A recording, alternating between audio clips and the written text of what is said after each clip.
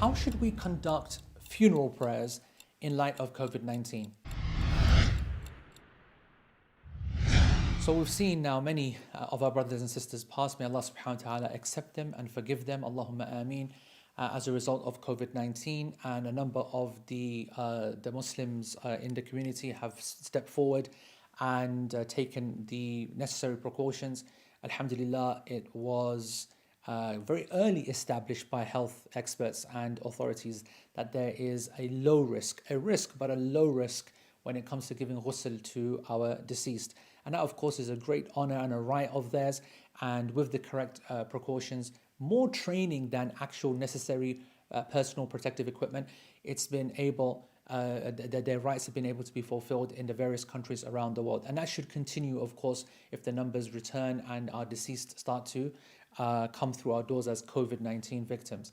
Now, in terms of the actual ghusl itself, then you'll see the different fatwa bodies or fatwa bodies in the different countries have already set out their protocols, standard operating procedures, detailing the procedure itself. And as I said, from my scientific background and from my own professional basis, as well as my Islamic training, it is something which is safe to give the full ghusl as per normal. And for those people who don't have that training, don't have that confidence, don't have the protective equipment, and they're not able to offer the full ghusl itself, then it is permissible to gently just pour water over the body itself. And if that's not even possible because of some kind of fear, then tayammum. But tayammum itself, not only do scholars differ over it as a next stage, but even if a person is going to give tayammum, then as someone who has done this ghusl, you're in more physical contact theoretically than the pouring of the water.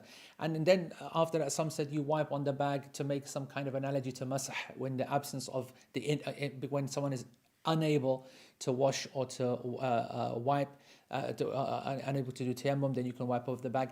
And again, that's neither here nor there, because the general principle is ghusl, and that's what we should try to do. And it is very easily achievable by the most basic of training.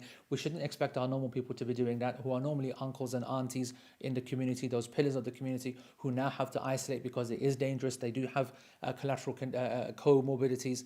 They do have underlying conditions, and they should be kept safe. So if there is a lack of experience and knowledge, then it is permissible, because of the need, to not have to do a ghusl. When it comes to the burial, that is as per normal. The funerals will be, of course, less, and that's something which is the number of people that will be there is going to be obviously less, and that's something which is acceptable due to the risk.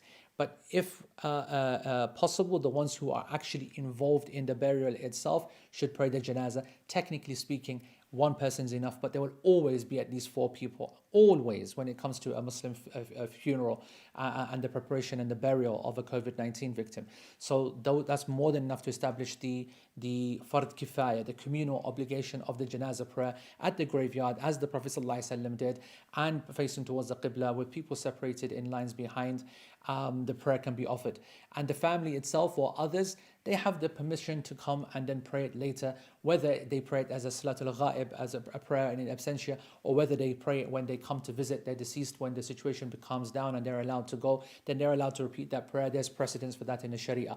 I want to say that this matter is flexible, not just because of the need, but already in our Sharia we have a level of flexibility with respect to the prayer and how it's prayed and the fiqh behind it. So again, it's best to consult your local fatwa bodies, because everybody in every different city has a protocol that is well supported. MashaAllah, the Muslim response to this crisis has been exemplary. The scholars have really stepped up, and the masses have supported them. And I'm very grateful, because not being there at the last moments, not being there at the burial, not being there at the ghusl, that's an emotional flashpoint. And for the most part, that's been avoided by the sabr and the intelligence of the Muslims and the educating of themselves, that this is something that needs to be bared with patience and knowledge. Wallahu ta'ala a'lam. Subscribe to this channel, share this video, and click on the bell icon so that you can be notified with every new video at Faith IQ. Jazakumullah khairan. Wassalamu alaikum wa rahmatullahi wa barakatuh.